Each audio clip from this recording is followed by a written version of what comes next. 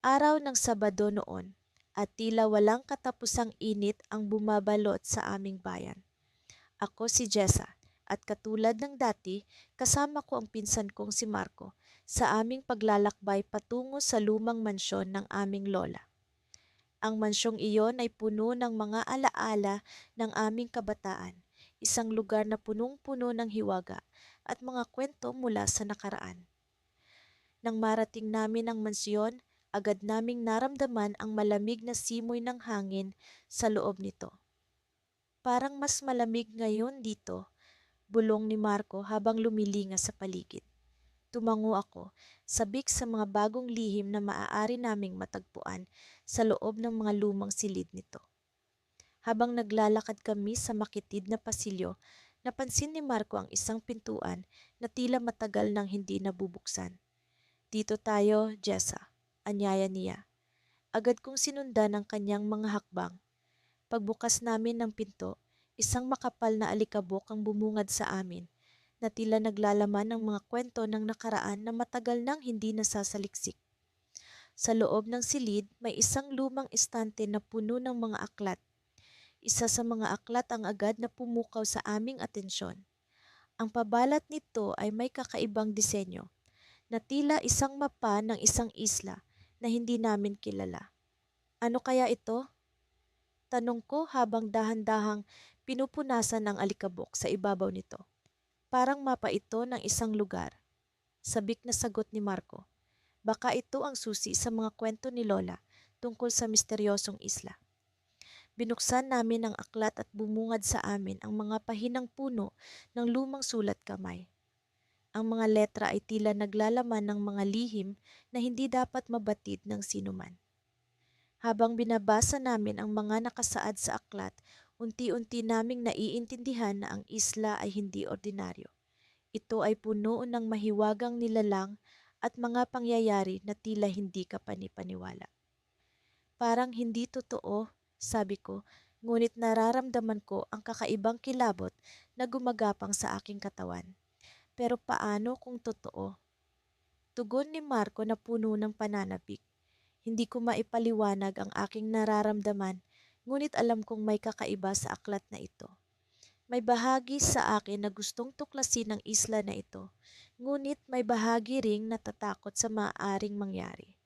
Habang lumalalim ang gabi, napagpasyahan naming dalhin ang aklat sa aming kwarto. Ngunit bago pa man namin ito maisara, napansin ni Marco ang isang piraso ng papel na nakasuksok sa gitna ng mga pahina. May sulat dito, sabi niya habang dahan-dahang hinuhugot ang papel. Nakasulat dito ang mga salitang, ang isla ay magbubukas lamang sa mga pusong dalisay. Napatingin kami sa isa't isa at hindi namin maitagong ang kaba at pananabik sa aming mga mata.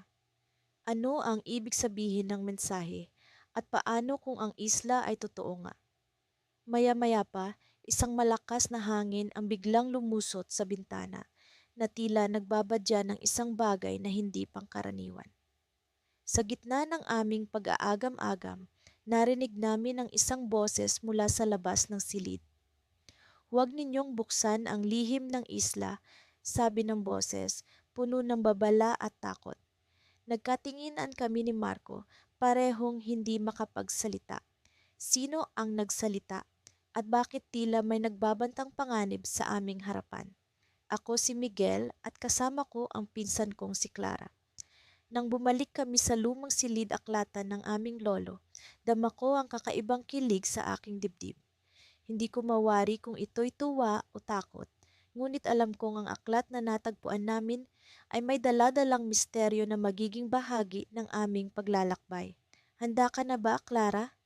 Tanong ko sa kanya habang hawak ang aklat na tila lumang-luma at puno ng alikabok. Ang takip nito'y may disenyo ng isang isla na napapalibutan ng mga alon at ulap na para bang may buhay. Tumango si Clara, ang kanyang mga mata ay nagniningning sa pananabik. Oo, Miguel, alamin na natin ang lihim ng isla. Hindi ba't ito ang matagal na nating hinahanap? Muli kong binuksan ang aklat sa pahinang puno ng mga lumang guhit kamay. Ang mga guhit na iyon ay tila mapa, ngunit hindi ito karaniwang mapa. Parang gumagalaw ang mga linya, nagbabago ang anyo sa bawat galaw ng aming mga mata. Sa gitna ng mapa, may isang simbolo na hindi ko mawari. Isang kakaibang hugis na tila mata ngunit may pakpak. Anong ibig sabihin nito? Tanong ni Clara. Ang kanyang daliri ay dumaplis sa simbolo. Biglang kumislap ang simbolo, nagliwanag ito ng hindi inaasahan. Ang buong silid aklatan ay napuno ng liwanag at kami napapikit sa pagkabigla. Nang magmulat kami, isang boses ang bumungad, tila nanggagaling sa loob ng aklat. Mga tagapangalaga ng lihim, handa na ba kayo sa paglalakbay? Nagkatinginan kami ni Clara, parehong naguguluhan, ngunit hindi natatakot. Sino ka? Tanong ko, ang boses ko'y puno ng kaba. Ako ang bantay ng Isla de los Secretos, sagot ng boses, malalim at tila galing sa ilalim ng dagat. Ang aklat na hawak ninyo ay susi sa pag-unawa ng mga lihim ng isla. Ngunit mag-ingat sapagkat ang bawat lihim ay may kapalit. Nais kong magtanong pa, ngunit naramdaman kong ang paligid ay unti-unting nagbabago. Ang mga dingding ng silid-aklatan ay tila nagiging alon at kami naaanod sa isang bagong mundo. Ang sahig ay naging buhangin at sa paligid ay lumitaw ang isang isla, ang Isla de los Secretos. Napapalibutan kami ng mga puno ng niyog at ang hangin ay amoy dagat. Miguel, tingnan mo. Sigaw ni Clara, itinuro niya ang isang bahagi ng isla kung saan may nakatayo na lumang tore. Ang tore ay tila gawa sa mga bato at puno ng mga ukit ng iba't ibang simbolo, kabilang ang mata na may pakpak. Lumapit kami sa tore. Ang mga hakbang namin ay mabigat sa buhangin. Nang maabot namin ito, nakita namin ang pintuang gawa sa kahoy na naglalaman ng mga ukit na tila kwento ng isang sinaunang lahi. Sa gitna ng pinto, ang simbolo ay muling nagliwanag at ang pinto ay bumukas ng dahan-dahan. Sa loob ng tore, ang hangin ay malamig at ang mga dingding nito ay puno ng mga sulat na hindi namin maunawaan. Ngunit sa gitna ng silid, may isang pedestal kung saan nakapatong ang isang kristal na bola. Ang bola ay kumikislap ng iba't ibang kulay, berde, asul at pilak, tulad ng alon sa dagat. Hawakan natin, sabi ni Clara, ang kanyang kamay ay nanginginig sa pananabik. Inabot ko ang bola at nang kami sabay na humawak, muling nagliwanag ang paligid. Ang tore ay tila nabuhay at ang mga ukit sa dingding ay nagsimulang gumalaw. Nagiging mga larawan ng iba't ibang bahagi ng isla. Isa-isa naming nakita ang mga lihim, mga kuweba sa ilalim ng dagat na puno ng mga perlas, mga puno na nagdadala ng prutas na nagbibigay ng kakayahang makakita ng hinaharap, at mga nilalang na nagtatago sa anino ng gabi. Ngunit ang pinakahuli ay isang imahe ng isang pamilya, ang aming pamilya, na tila may hawak na parehong aklat na nasa aming mga kamay. Miguel, bakit may larawan ng pamilya natin dito? Tanong ni Clara. Ang kanyang boses ay puno ng pag-aalinlangan. Hindi ko alam ang sagot, ngunit bago pa man namin mapag-isipan, ang bola ay nagpakita ng isang huling larawan. Isang malaking alon na papalapit sa isla, tila nagbabanta ng panganib. Sa gitna ng alon, lumitaw ang simbolo ng mata na may pakpak, nagbabala ng isang hindi inaasahang sakuna. Biglang tumigil ang liwanag at kami nagising sa loob ng silid-aklatan. Ang aklat ay muling nasa aming harapan, ngunit ang simbolo ay wala na. Sa halip, nakasulat ang mga salitang, ang lihim ay nagsisimula pa lamang. Napatingin kami ni Clara sa isa't isa. Alam naming ang aming paglalakbay ay hindi patapos. Ngunit isang katanungan ang bumabagabag sa aming isipan. Ano ang tunay na ugnayan ng aming pamilya sa lihim ng isla? Simula nang matagpuan namin ni Marco ang mahiwagang aklat sa lumang aparador sa bahay ng aming Lola Ising, hindi na nawala sa isip ko ang mga bagay na maaaring itinatago ng Isla Verde. Isang araw ng Sabado, nagpasya kaming bumalik sa isla upang tuklasin ang mga lihim na ipinakita ng aklat. Sa bawat pahina nito, tila isang bagong mundo ang nagbubukas, puno ng mga kakaibang simbolo at guhit na hindi ko mawari. Ngunit may isang pahina na tila pumukaw sa akin at kay Marco higit sa lahat, isang mapa na tila naglalaman ng lihim na kayamanan. Habang sakay kami ng bangka, dama ko ang malamig na hangin na humahampas sa aking pisngi. Nasa kalagitnaan kami ng dagat nang biglang bumagal ang aming bangka. Ano kayang nangyari? Tanong ko kay Marco na abala sa pagtingin sa makina ng bangka. Mukhang may bara ang propeller, sagot niya.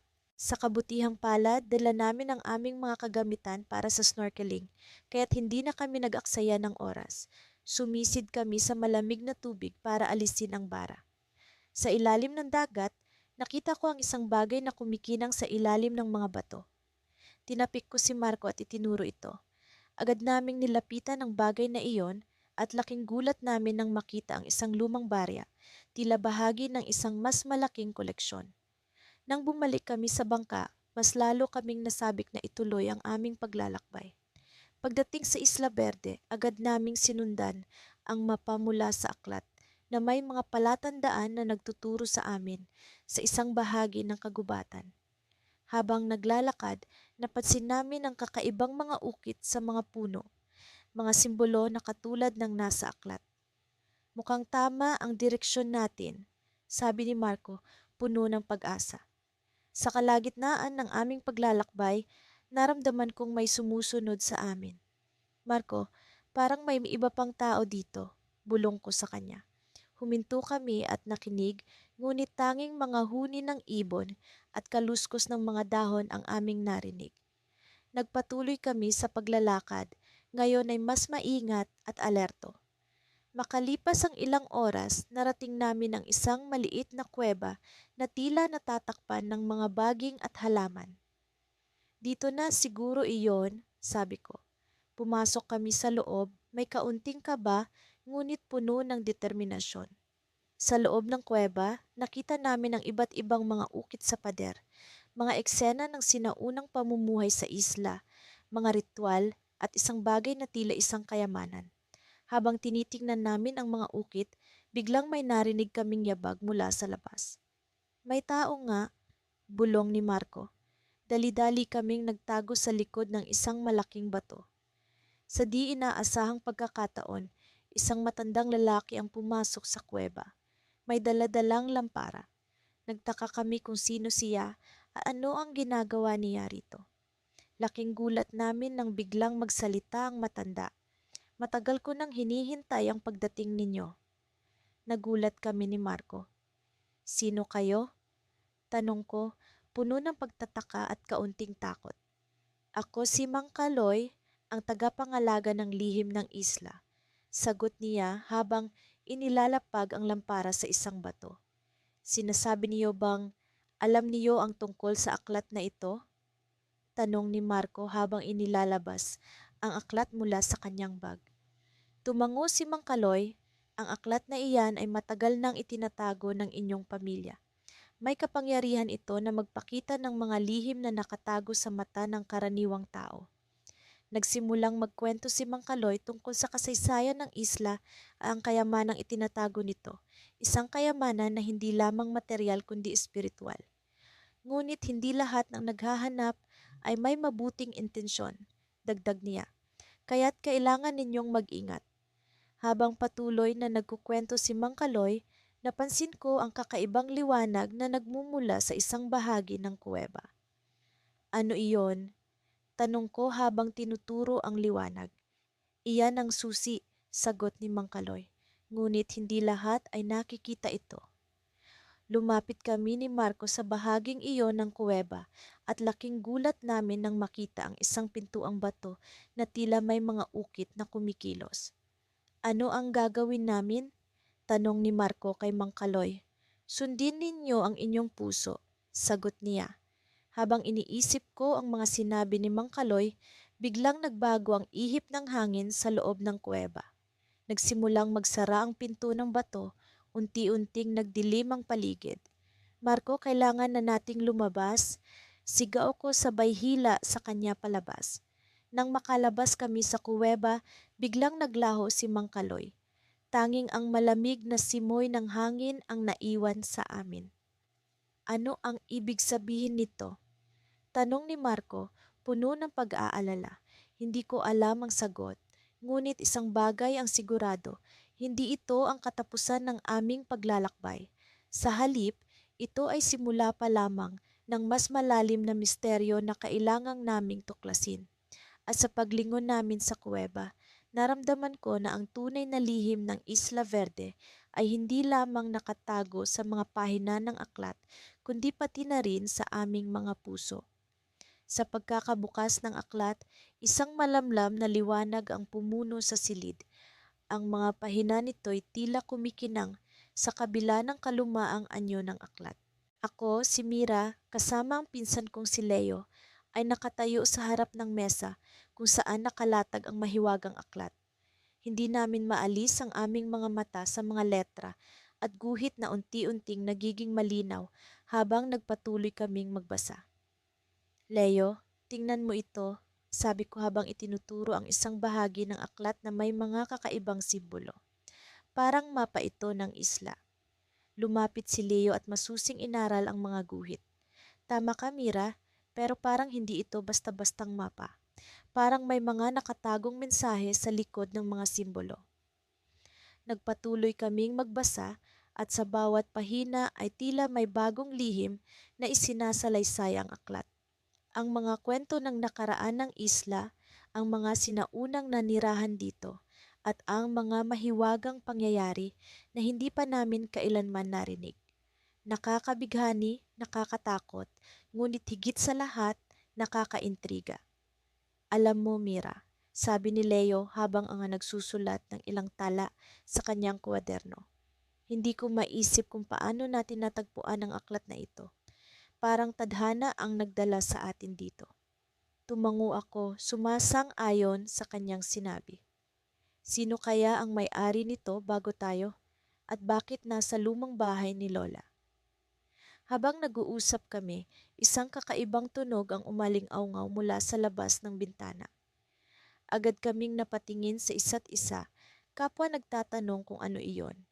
Marahan akong lumapit sa bintana at ang nakita ko'y nagpatigil sa aking paghinga. Sa kabila ng liwanag ng buwan, may isang anino sa gilid ng kagubatan na tila nagmamasid sa amin. Hindi ko maaninag ang itsura nito, ngunit ang presensya nito'y sapat na para ako'y kabahan. Leo, tingnan mo ito, bulong ko habang tinuturo ang direksyon ng anino. Lumapit si Leo at sinilip ang labas. Mira, parang may tao nga doon, pero bakit siya nandito? Nagpasya kaming isara ang bintana at bumalik sa pagbabasa ng aklat. Alam naming kailangang maging maingat.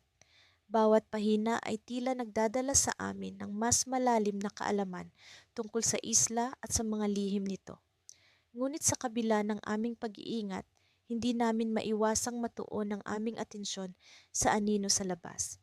Maya-maya pa'y may narinig kaming mahihinang katok sa pinto. Mabilis kaming nagtinginan ni Leo, kapwa nag-iisip kung dapat bang buksan ang pinto. Ang aming puso'y tumitibok ng mabilis, puno ng kaba at pananabik sa kung ano ang susunod na mangyayari. Mira, baka ito na ang pagkakataon para malaman natin kung sino ang nasa labas, sabi ni Leo, halatang nagdadalawang isip ngunit puno ng determinasyon. Huminga ako ng malalim at dahan-dahang lumapit sa pinto. Marahan kong binuksan ito at ang nakita namin ay isang matandang lalaki, may hawak na baston na tila pamilyar sa amin. Ang kanyang mga matay puno ng karunungan at misteryo. Ako si Mang Isko, sabi niya, at ako ang tagapangalaga ng aklat na hawak ninyo. Nagulat kami ni Leo. Paano niya nalaman ang tungkol sa aklat? At bakit siya ang tagapangalaga nito? Nagpatuloy si Mang Isko sa pagsasalita, tila alam na ang aming mga katanungan. Matagal ko nang inaasahan ang araw na ito, sabi niya habang dahan-dahang lumalapit sa mesa kung saan nakalatag ang aklat. Ang aklat na ito ay may kapangyarihang magbukas ng mga lihim ng isla, ngunit kailangan itong gamitin ng tama. Nagtatanong ang aking isip, ngunit bago pa ako makapagsalita, nagpatuloy si Mang Isko. May dahilan kung bakit kayo ang nakahanap nito. Kayo ang susi sa susunod na kabanata ng isla. Nagkatinginan kami ni Leo, kapwa nag-iisip kung ano ang ibig sabihin ni Mang Isko. Ngunit bago pa namin makuha ang kasagutan, isang malakas na hangin ang biglang umihip sa silid at ang mga pahina ng aklat ay naglikha ng tunog na tila may sinasabi sa amin. Sa gitna ng kaguluhan, isang kakaibang simbolo ang lumitaw sa gitna ng aklat, kumikislap at nagbibigay ng liwanag na pumuno sa silid. Hindi ko maipaliwanag kung ano ang aking nararamdaman. Ngunit alam kong ito'y simula ng isang bagay na mas malaki pa sa aming inaakala. Mira, Leo, sabi ni Mang Isko, ang lihim ng isla ay nasa inyong mga kamay. Ngayon, kayo ang may kapangyarihang baguhin ang takbo ng kasaysayan nito. At sa mga salitang iyon, ang liwanag mula sa aklat ay biglang nawala, naiwan kaming naguguluhan at puno ng tanong. Ngunit alam namin, ito'y simula pa lamang ng aming paglalakbay. Ang mga lihim ng isla ay nag-aantay at kami ang pinili upang tuklasin ang mga ito. Ang mga araw sa isla ng Kalinaw ay parang mga pahina ng aklat na unti-unting nalalantad sa amin ni Miguel. Ang kanyang mga mata ay kasing kumikinang ng mga bituin tuwing nakikita niya ang mga bagong detalye sa lumang aklat na natagpuan namin sa lumang baul ni Lolo Ambo. Ako si Lila at sa simula pa lang, alam ko na ang aklat na ito ay may itinatagong misteryo na tila umaakit sa amin na tuklasin. Isang umaga, habang ang sinag ng araw ay sumasalamin sa alon ng dagat, nagpasya kaming magtungo sa isang lugar na hindi pa namin napupuntahan. Ayon sa aklat, may isang bahagi ng isla na tinatawag na lihim na halamanan.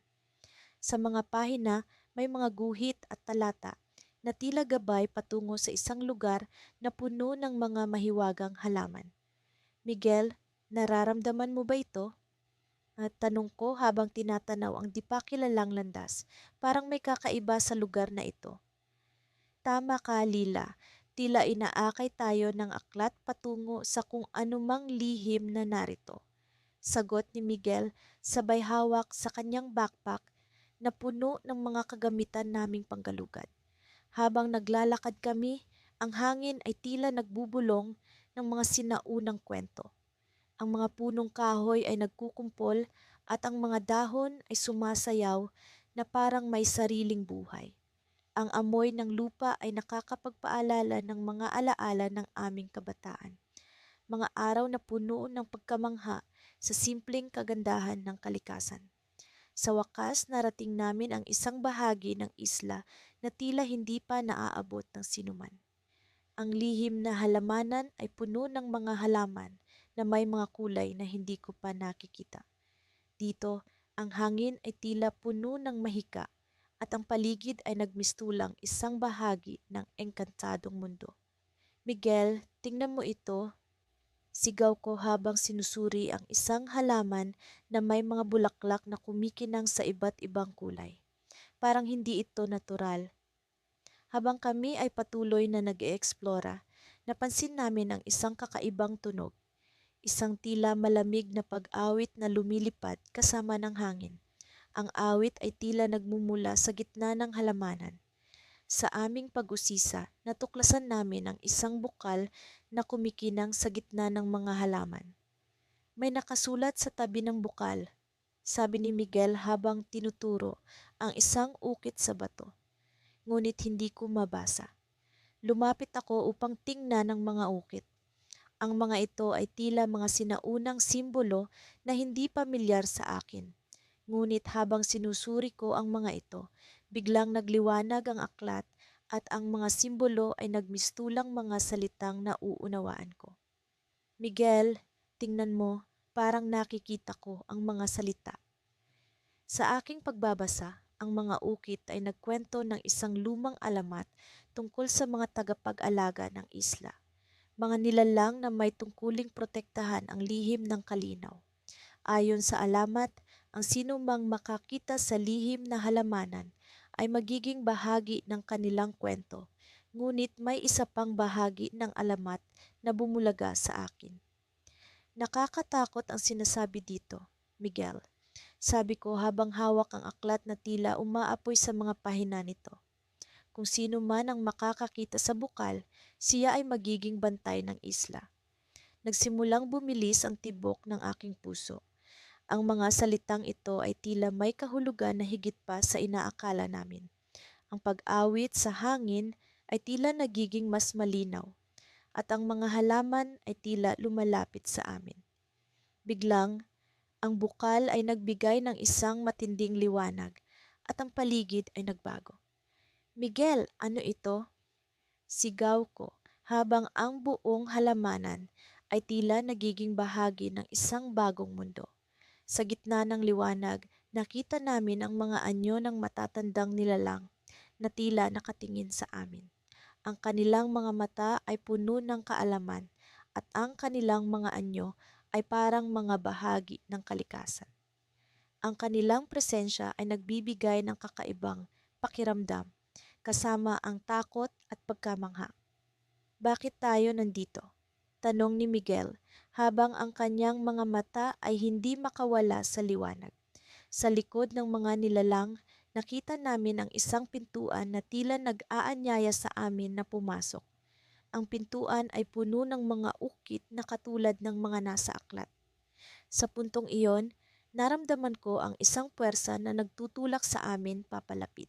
Miguel, kailangan nating malaman ang nasa likod ng pintuan. Sabi ko, habang ang aking mga paa ay tila naglalakad ng mag-isa. Ngunit bago pa man kami makalapit, ang liwanag ay unti-unting naglaho at ang mga nilalang ay nagmistulang naging bahagi ng hangin at halaman. Ang paligid ay bumalik sa dati, ngunit ang pintuan ay nanatiling nakabukas, nag-aanyaya sa amin na tuklasin ang mas malalim na lihim ng isla. Miguel, ano ang gagawin natin? Tanong ko habang ang malamig na hangin ay bumabalot sa amin. Hindi ko alam kung ano ang naghihintay sa likod ng pintuan. Ngunit ang isang bagay ay malinaw, ang aklat na ito ay hindi lamang basta kwento. Ito ay isang susi sa isang mas malalim na misteryo at kami ay nasa gitna ng lahat ng ito. Habang kami ay naghahanda na pumasok, naramdaman ko ang takot at pag-asa sa aking dibdib. Ang aming paglalakbay ay nagsisimula pa lamang at ang lihim ng isla ng kalinaw ay handa ng mabunyag. Ngunit sa likod ng pintuan, alam kong may mga bagay na maaaring baguhin ang lahat ng alam namin tungkol sa isla at sa aming sarili. Sa pag-usad ng aming paglalakbay, hindi ko maiwasang pag-isipan ang mga kaganapan mula sa nakaraang araw. Ang aklat na nahanap namin sa lumang bahay ng lolo ay tila isang susi patungo sa mga misteryo ng isla. Habang pinagmamasdan ko ang kumikislap na tubig na kinukulayan ng papalubog na araw, naramdaman ko ang kakaibang pag-aantig ng hangin para bang may pabigat na nakalambong sa paligid. Kuya, tingnan mo ito, sigaw ni Lia habang hawak ang aklat. Tumuturo siya sa pahina kung saan may guhit ng isang lugar. Parang isang mapa na hindi namin nakita noon. Mukhang ito yung daan papunta sa lumang parola. Sabi niya, sabik na sabik ang tono ng boses. Ang parola na iyon ay matagal nang bantog sa mga kwento ng mga matatanda. Isang lugar na puno ng mga lihim at alamat. Nagpasya kaming sundan ang mapa. Habang naglalakad kami sa makitid na daan, napansin namin ang kakaibang katahimikan ng paligid. Tanging ang tunog ng aming mga hakbang at ang mahinang bulong ng hangin ang naririnig. Ang mga puno ay tila nakamasid, ang mga anino ay bumabalot sa amin para bang may mga matang nagmamasid sa bawat galaw namin. Kuya, sigurado ka bang ito ang tamang daan? Tanong ni Lia, nangingilabot ang tinig. Kahit ako'y hindi sigurado, pero may kakaibang puwersa na nagtutulak sa akin na magpatuloy. Alam kong ang aklat na ito ay hindi basta-basta. at nararamdaman kong may malalim na koneksyon ito sa aming pamilya. Maya-maya pa'y narating namin ang isang clearing kung saan ang lumang parola ay nagmamasid sa malawak na karagatan, ang taas nito ay tila umaabot sa langit.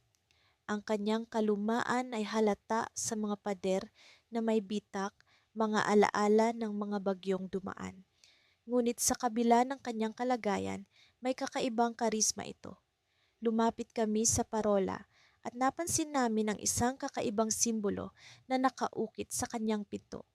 Ang parehong simbolo ay nasa aklat na hawak ni Leah. Buksan natin, sabi ko, puno ng determinasyon. Nang ibukas ni Leah ang pinto, bumungad sa amin ang isang makipot at madilim na hagdanan. Ang amoy ng lumang kahoy at kalawang ay sumalubong sa amin, ngunit hindi kami natinag. Habang umaakyat kami, nararamdaman kong bumibilis ang tibok ng puso ko. Ang bawat hakbang ay tila may kasamang misteryo at panganib. Sa wakas, narating namin ang tuktok ng parola. Mula rito, kitang-kita ang buong isla, ang ganda ng tanawin ay nakakalula. Ngunit ang mas nakakagulat ay ang nakatago sa isang sulok ng tuktok na iyon, isang lumang kahon na yari sa kahoy.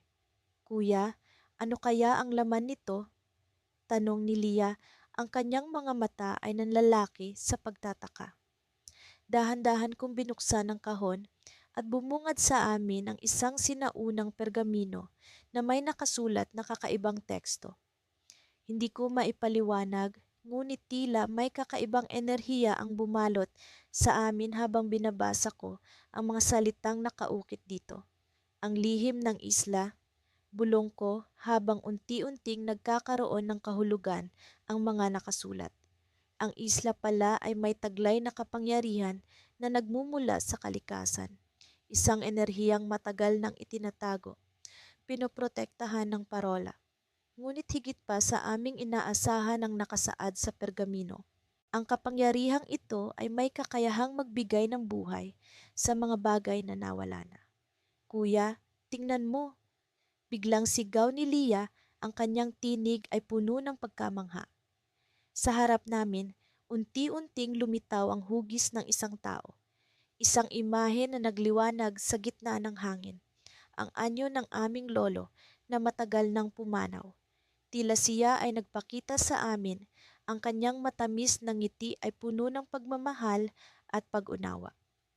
Mga mahal kong apo, ang sabi niya, ang kanyang boses ay tila nanggagaling mula sa hangin. Ang aklat na iyan ay bahagi ng ating pamilya. Ang mga lihim ng isla ay ipinagkatiwala sa atin upang protektahan at ingatan. Ngunit tandaan ninyo, ang kapangyarihang ito ay hindi dapat gamitin para sa pansariling kapakanan. Bago pa man namin maitanong, naglaho siya, tila isang bulong ng hangin. Walang iniwan kundi ang malamig na simoy na pumapalibot sa amin. Ang kanyang mensahe ay malinaw at ang kanyang pagdating ay isang paalala na hindi kami nag-iisa sa aming paglalakbay.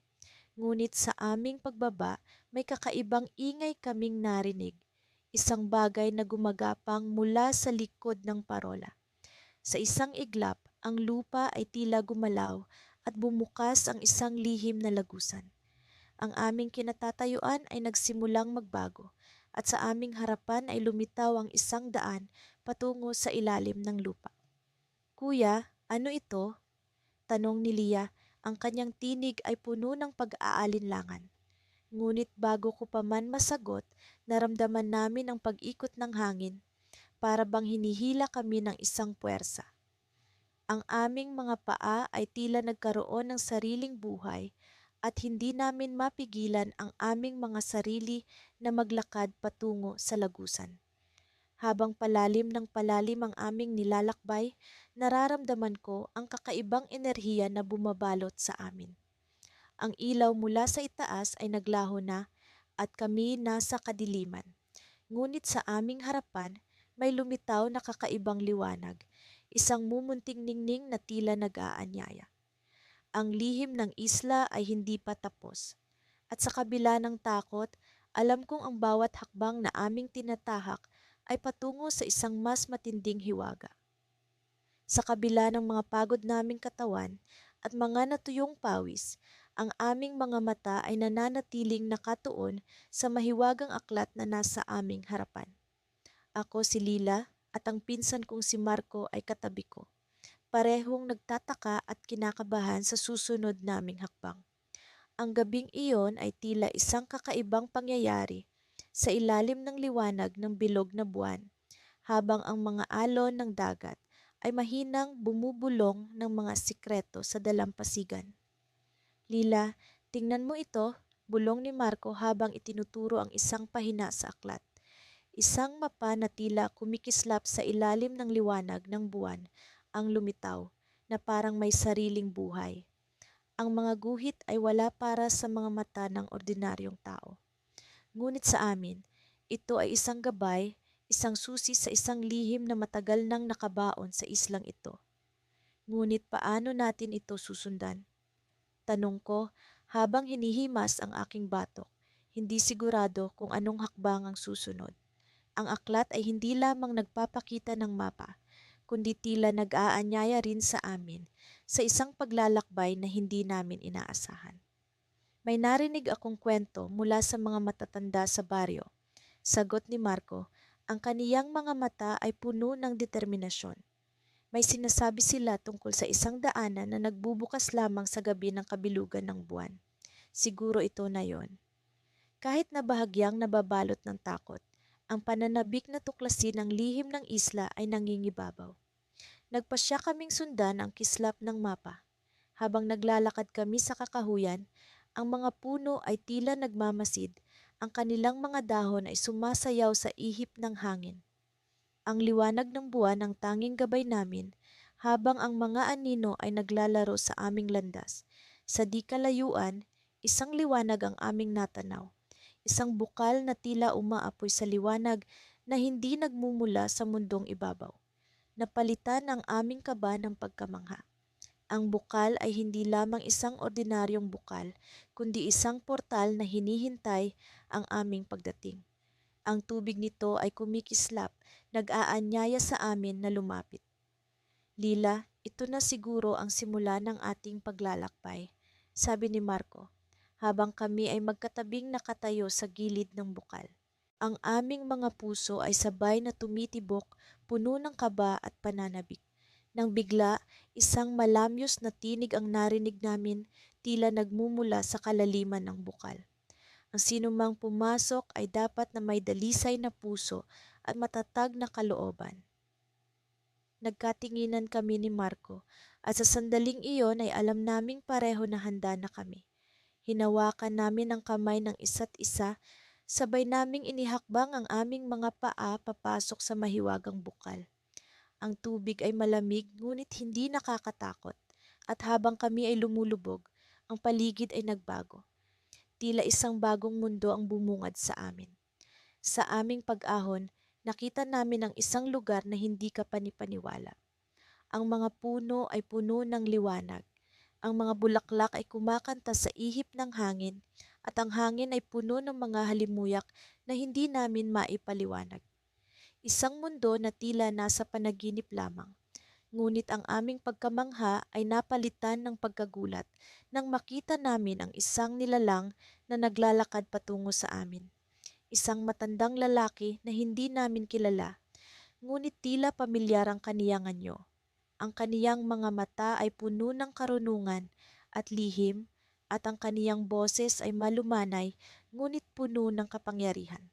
Maligayang pagdating, Lila at Marco, bati niya, gamit ang aming mga pangalan na tila matagal na niyang alam. Ako si Elian, ang tagapag-ingat ng lihim ng isla. Paano mo nalaman ang aming mga pangalan? Tanong ko, habang si Marco ay tahimik na nakikinig, kagaya ko. Matagal ko nang hinihintay ang inyong pagdating. Ang inyong mga ninuno ay minsang nakapunta rin dito, at ngayon ay kayo naman ang nararapat na makaabot sa lihim na ito. Sa sandaling iyon, napagtanto namin na hindi lamang ito isang paglalakbay ng pagtuklas, kundi isang paglalakbay ng aming pamilya. Ngunit bago pa man kami makapagtanong ng higit pa, biglang lumindol ang paligid. at naramdaman namin ang isang kakaibang enerhiya na bumalot sa amin. Tandaan ninyo, hindi lahat ng nakikita ay totoo at hindi lahat ng totoo ay nakikita. Paalala ni Elian, habang unti-unting naglalaho ang kaniyang anyo. At sa aming harapan, isang pintuan ang unti-unting nagbukas, nag-aanyaya sa amin sa isang mas malalim na bahagi ng lihim ng isla. Ngunit bago pa man kami makapasok, isang anino ang lumitaw sa likuran namin, isang anyo na hindi namin inaasahan. Handa na ba kayo sa susunod na kabanata ng inyong paglalakbay? Tanong ng anino, habang ang pintuan ay unti-unting nagsasara. Sa sandaling iyon, alam kong ang aming paglalakbay ay malapit ng magbago sa paraang hindi namin inaasahan. Sa wakas, narito na kami sa gitna ng kagubatan ng isla ng San Luis. Ang langit ay nagsisimulang magdilim. Hagupit ng hangin ang pumapalo sa amin, tila nagbabadya ng isang panibagong kabanata. Si Marco, ang aking pinsan at kasama sa lahat ng ito, ay nasa tabi ko. Hawak ang aklat na tila nagtataglay ng hindi maipaliwanag na kapangyarihan. Ang aklat na ito ang nagbigay sa amin ng mga pahiwatig patungo sa lihim ng isla, isang lihim na hindi namin akalaing totoo. Alam mo ba, Narina, sabi ni Marco habang pinagmamasdan ang mga pahina, parang mas marami pa itong sinasabi sa atin kaysa sa inaakala natin. Tumango ako. Kanina pa kami naglalakad, sinusundan ang mga pahiwatig ng aklat. Hindi ko maalis ang pag-aalala sa aking isip. Bakit sa amin ipinagkaloob ang aklat na ito? Ano ba talaga ang lihim ng isla? Marco, tingin mo ba may koneksyon tayo sa lahat ng ito? Tanong ko habang nararamdaman ko ang malamig na simoy ng hangin sa aking balat. Sa tingin ko, oo. Hindi naman siguro aksidente na tayo ang nakakita sa aklat na ito. Sagot ni Marco, may halong kumpiyansa sa kanyang tinig. Siguro, pinili tayo para tuklasin ang lihim ng isla. Habang patuloy kaming naglalakad, napansin kong may kakaibang pagbabago sa paligid. Ang mga puno ay tila kumikinang at ang hangin ay nagkaroon ng hindi maipaliwanag na bango. Ang aming daan ay nagiging mas maliwanag kahit pa papalapit na ang gabi. Marco, tingin mo ba ito na ang tamang daan? Tanong ko habang nararamdaman ang unti-unting pagbilis ng tibok ng aking puso. Oo, Rina, ito na iyon. Malapit na tayo sa lugar na ipinapakita ng mapa sa aklat. Sagot niya, puno ng pag-asa. Makalipas ang ilang minuto, narating namin ang isang maliit na clearing. Sa gitna nito may isang malaking bato na tila may mga ukit sa ibabaw. Ang bato ay tila nag-aanyaya at sa aming mga mata nagmistulang pinto patungo sa isang mundo na puno ng hiwaga. Marco, ito na iyon, sigaw ko puno ng excitement at kaba. Ito na ang lugar na hinahanap natin. Sa paglapit namin sa bato, biglang nagliyab ang mga ukit, nagbigay liwanag sa paligid. Ang mga simbolo ay nagmistulang nagsasayaw at ang liwanag ay nagsimulang bumuo ng imahe sa aming harapan.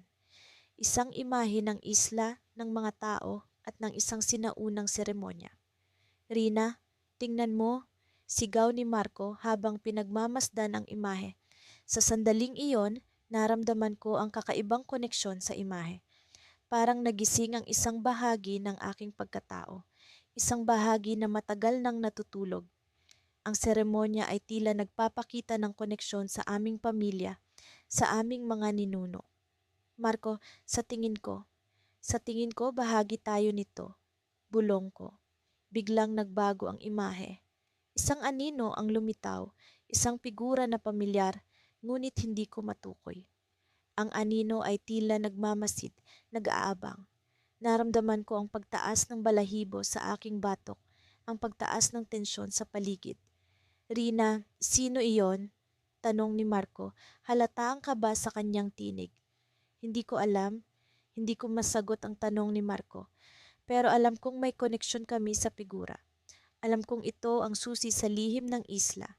Sa sandaling iyon, biglang bumukas ang pinto sa bato, nagbigay daan patungo sa isang madilim na lagusan. Ang hangin ay tila nagbago, naging mas malamig at mas misteryoso. Marco, handa ka na ba? Tanong ko habang nakatingin sa madilim na lagusan. Oo, Rina, kailangan natin itong gawin, sagot niya, puno ng determinasyon. Sa pagpasok namin sa lagusan, naramdaman ko ang kakaibang enerhiya na bumalot sa amin. Parang may mga matang nakamasid, nag-aabang sa aming bawat galaw. Ang lagusan ay tila walang katapusan, puno ng mga misteryo at lihim. Bigla, naramdaman ko ang isang puwersa na kumakaladkad sa akin. Parang hinihila ako patungo sa isang lugar na hindi ko maintindihan. Sinubukan kong kumapit kay Marco pero nawawala siya sa aking paningin, tinatangay ng parehong puwersa. Marco! Sigaw ko pero walang sagot. Sa isang iglap, naramdaman ko ang paglipad, ang pag-angat mula sa lupa. Ang paligid ay umiikot, nagiging isang kaleidoscope ng ilaw at anino. Parang nasa ibang dimensyon ako, isang lugar na puno ng hiwaga at panganib. Sa puntong akala ko ay wala na akong pag-asa, biglang lumitaw ang figura mula sa imahe. Ang figura ay nagbigay liwanag, nagbigay ng pag-asa. Rina, ikaw ang susi, sabi nito, sa tinig na puno ng kabaitan at misteryo. Hindi ko alam kung paano ko ito nangyari, pero alam ko sa huli, ako ang susi sa lihim ng isla. Ako ang magbubukas ng pinto patungo sa katotohanan. Sa sandaling iyon, biglang nagliwanag ang paligid at naramdaman ko ang pagbalik sa normal na daigdig. Ngunit ang pahayag ng figura ay iniwan akong puno ng tanong at takot. Ano ang ibig sabihin nito? Ano ang lihim na dapat kong tuklasin? Ang lagusan ay nagpatuloy at alam kong hindi pa ito ang katapusan ng aming paglalakbay. Ito pa lang ang simula ng isang mas malalim na misteryo. Sa pagpasok namin sa madilim na silid-aklatan ng lolo, naramdaman ko ang malamig na hangin na tila bumabalot sa bawat sulok. Ang mga lumang libro na nakapila sa mga estante ay tila nagmamasid sa amin, mga sinaunang saksi sa kung anumang lihim na itinatago ng lugar na ito. Kasama ko si Carlo, ang pinsan kong laging puno ng ideya at tapang. Simula nang makuha namin ang aklat na tila may sariling buhay, hindi na kami mapakali sa pagnanais na tuklasin ang bawat pahina nito. Sigurado ka bang dito natin hahanapin, Ana? Tanong ni Carlo habang tinititigan ang mga alikabok na nakapatong sa lamesa. Tumango ako. Sabi ni Lolo, ang silid-aklatan ng pintuan patungo sa lihim na isla. Dito natin makikita ang susunod na hakbang. Mula sa bulsa ng aking jacket, dinukot ko ang aklat. Hindi ito pangkaraniwang libro. Ang pabalat ay gawa sa kakaibang material na tila kumikinang sa dilim. Sa tuwing bubuksan namin, nag-iiba ang nilalaman nito, parang may sarili itong isip at layunin. Pagbukas ko sa isang pahina, nakita namin ang isang lumang mapa na may guhit ng mga kakaibang simbolo. Ang lugar na tila isla ay may marka ng isang malaking X. Sa gilid ng mapa, may nakasulat na salitang hindi namin maunawaan. Ano kaya ang ibig sabihin nito? Tanong ko habang sinusubukang intindihin ang bawat letra. Biglang nagliwanag ang isang bahagi ng aklat at lumitaw ang isang mensahe. Sa ilalim ng liwanag ng buwan, makikita ang daan. Liwanag ng buwan, bulong ni Carlo, tila nag-iisip ng malalim. Kailangan nating maghintay ng gabi. Dahil sa nakuha naming impormasyon, nagpasya kaming bumalik sa silid-aklatan sa gabi. Nang sumapit ang 9:00, bumalik kami sa silid-aklatan na wala ni isang ilaw. Ang liwanag ng buwan ang tanging gabay namin, at sa pagtama nito sa aklat, muli itong nagliwanag. Ang mapa sa pahina ay unti-unting nagbago, na parang nabubuhay sa harap namin. Ang X ay nagsimulang kumislap at may guhit na lumitaw mula rito patungo sa isang parte ng isla. Ana, tingnan mo, sigaw ni Carlo, punong-puno ng kasiyahan. May guhit na lumalabas. Hindi ko maalis ang tingin ko sa mapa. Parang may kakaibang puwersa na nagtutulak sa amin na sundan ng daan. Mukhang kailangan nating puntahan yan, sabi ko kay Carlo, puno ng pag-asam at kaba. Agad kaming lumabas ng bahay at tinungo ang daan patungo sa baybayin. Sa ilalim ng liwanag ng buwan, ang isla ay tila kakaiba, parang nababalot ng misteryo at hiwaga. Ang hangin ay nagdadala ng malamig na simoy, ngunit may kakaibang halimuyak na hindi karaniwan. Habang naglalakad kami sa buhangin, napansin namin ang mga marka sa lupa, pawang mga simbolo mula sa mapa. Ang bawat hakbang ay tila nagdadala sa amin palapit sa isang lugar na hindi namin pa nakikita. Ang dagat ay tahimik, ngunit ang alon ay tila may sinasabi, mga bulong ng nakaraan at ng mga lihim na hindi pa nabubunyag. Makaraan ang ilang minuto, narating namin ang isang bahagi ng dalampasigan na may kumpol ng mga bato. Sa gitna nito, may isang maliit na kuweba na halos hindi nakikita mula sa labas. Ang mga bato ay may mga ukit na pareho sa nakita namin sa mapa. Ito na nga, naisip ko, ito ang daan. Habang papasok kami sa kuweba, naramdaman kong tila lumalalim ang hangin. Ang loob nito ay mas maliwanag kaysa sa inaasahan, salamat sa mga kristal na nakapaloob sa mga dingding na nagre-reflect ng liwanag ng buwan. Sa gitna ng kuweba, may maliit na altar na gawa sa bato at sa ibabaw nito ay may lumang kahon na tila nag-aanyaya sa amin na buksan ito. Ana, ano kaya ang laman nito? Tanong ni Carlo, puno ng kuryosidad. Sa paglapit ko sa kahon, naramdaman ko ang kakaibang init na nagmumula rito. Dahan-dahan kong binuksan ang takip at sa loob nito ay may maliit na sisidlan na gawa sa ginto. Sa tabi nito may papel na may nakasulat. Ang susi sa mga lihim ng isla ay nasa iyong mga kamay. Mag-ingat sa paghawak. Habang iniinspeksyon ko ang sisidlan, naramdaman kong parang may gumagalaw sa loob nito. Inilapit ko ito kay Carlo at sa pag-angat namin nito, biglang bumukas ang sisidlan, naglalabas ng maliwanag na liwanag na nagbigay ng hugis sa isang imahe. Ang imahe ay isang matandang lalaki, ang mukha ay puno ng hiwaga at karunungan.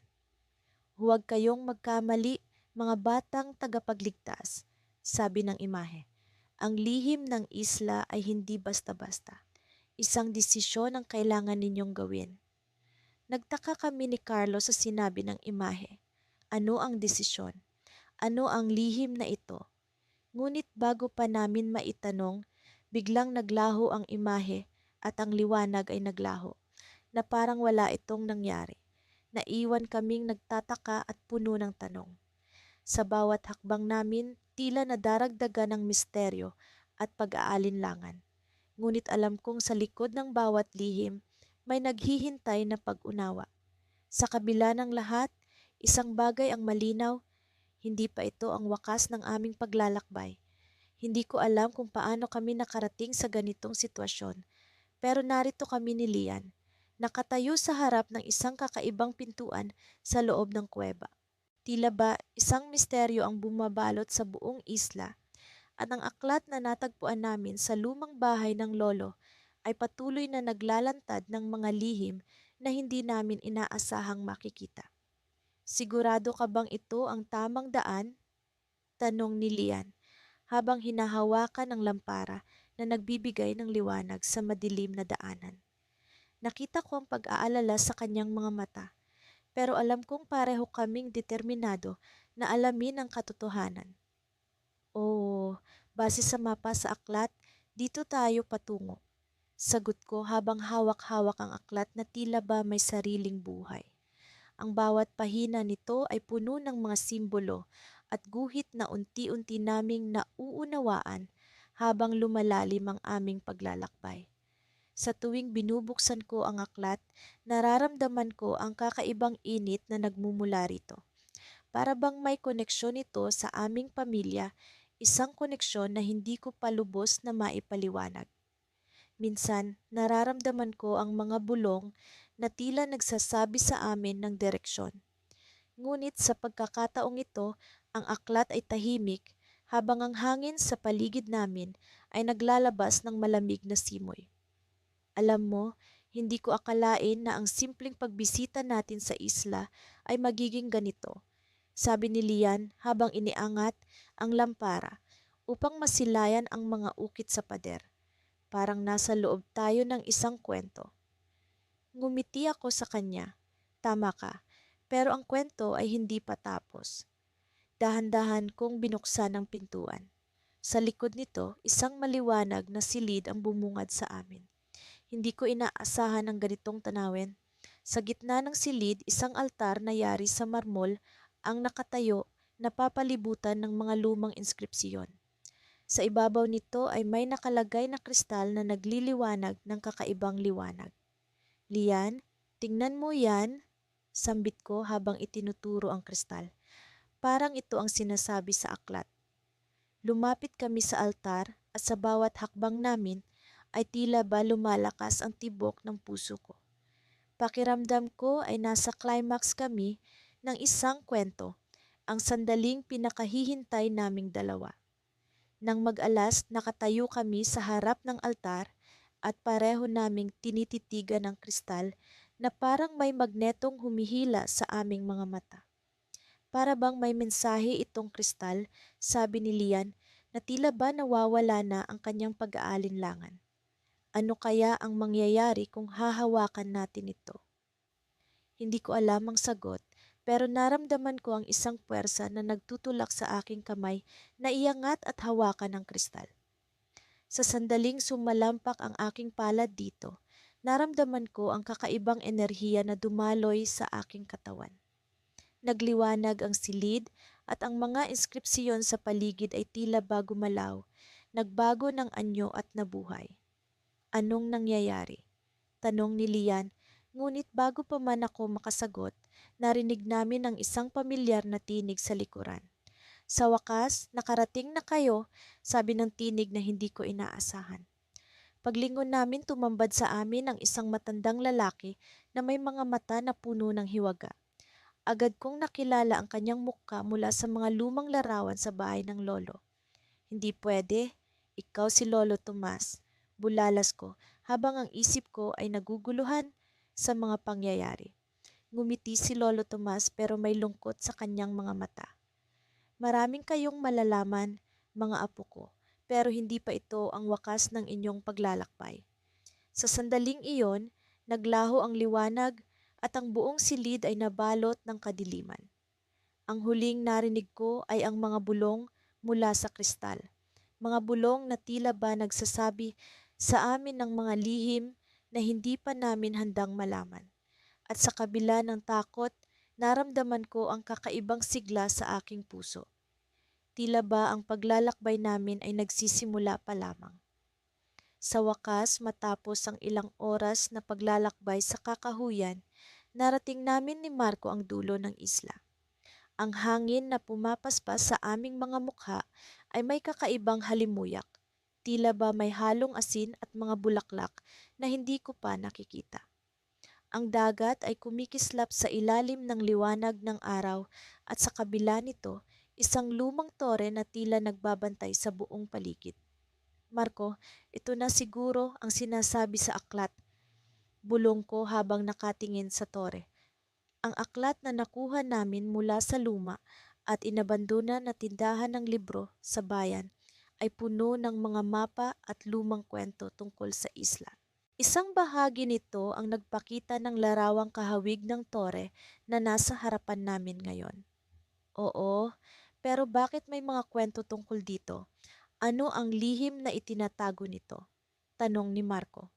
Pareho kaming naguguluhan, ngunit ang mga mata namin ay punong-puno ng pag-asam at kuryosidad. Nagpasya kaming lapitan ng tore. Habang papalapit, napansin namin ang mga ukit sa mga bato nito, mga simbolo na hindi namin mawari. Natatandaan ko ang isang pahina sa aklat na punong-puno ng mga ganitong simbolo. Sinubukan kong i-reconstruct ang mga ito sa aking isipan habang naglalakad kami. May naaalala ka bang anumang bagay mula sa aklat tungkol sa mga simbolong ito? Tanong ni Marco. Saglit lang, hanapin ko, sabi ko habang binubuklat ang aklat. Sa gitna ng mga lumang pahina, May isang tala tungkol sa isang aklat ng mga lihim na sinasabing naglalaman ng mga sagot sa mga misteryo ng isla. Ngunit, ayon sa aklat, ang mga lihim ay makikita lamang ng may dalisay na puso. Pagpasok namin sa tore, bumungad sa amin ang isang madilim na hagdanan na tila papunta sa ilalim ng lupa. Ang mga hakbang ay lumang-luma na at may mga agyo na nakasabit sa paligid. Hindi kami nagdalawang isip na bumaba. Habang pababa, unti-unting lumalalim ang dilim at nararamdaman ko ang kabog ng aking dibdib. Ano nga kaya ang nasa dulo ng hagdanang ito? Sa wakas, narating namin ang ilalim kung saan may maliit na silid. Sa gitna nito ay isang altar na yari sa bato at sa ibabaw ay isang lumang aklat na nakabukas. Ang mga pahina nito ay hindi karaniwang papel. Ang mga ito ay tila gawa sa ginintuang tela na kumikinang sa dilim. Ang aklat ng mga lihim, bulalas ni Marco. Lumapit kami at sinimulan kong basahin ang mga nakasulat. Ang aklat ay naglalaman ng mga kwento ng mga sinaunang tao sa isla, mga taong may kakayahang makipag-usap sa dagat at sa kalikasan. Ngunit isang kwento ang tumatak sa akin, ang kwento ng dalawang magpinsang naglakbay sa isla. Sila raw ang susi sa pagbubukas ng mga lihim na nakatago sa loob ng tore. Marco, para sa atin yata ito, sabi ko habang nanginginig ang aking boses. Hindi ko alam kung paniniwalaan ko ba ang aking nabasa, ngunit ang mga salitang iyon ay parang nagdulot ng kislap sa aking isipan. Sa kabila ng aking pag-aalinlangan, ipinasya kong hawakan ang aklat. Pagkakita ko sa aking kamay na nakapatong na sa mga pahina, isang liwanag ang sumiklab at ang silid ay nabalot ng matinding liwanag. Hindi ko na alam kung ano ang nangyayari, ngunit naramdaman kong para bang may puwersa na humihila sa akin at kay Marco. Nang maglaho ang liwanag, bumungad sa amin ang isang bagong tanawin. Kami ay nasa isang ibang bahagi ng isla, isang paraisong hindi pa namin nakikita.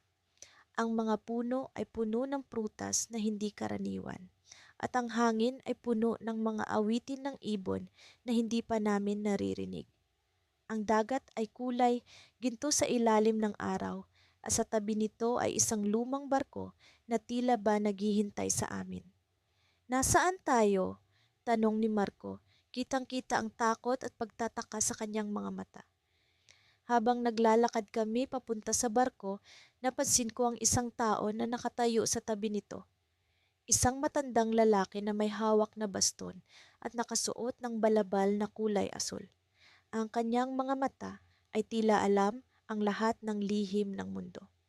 Maligayang pagdating, sabi ng matanda, sa tunay na isla. Kayong dalawa. Kayo ang susi sa pagbabalik ng balanse. Sa kanyang mga salita, naramdaman ko ang bigat ng responsibilidad na hindi ko inaasahan. Ang kislap sa kanyang mga mata ay nag-iwan ng misteryo at pag-aalinlangan sa aking isipan. Ano ang ibig sabihin nito? Paano kami naging bahagi ng isang mas malaking kwento? At sa likod ng matandang lalaki, nakita ko ang isang pintuang yari sa liwanag, isang portal patungo sa kung saan. Ang aking puso ay puno ng katanungan.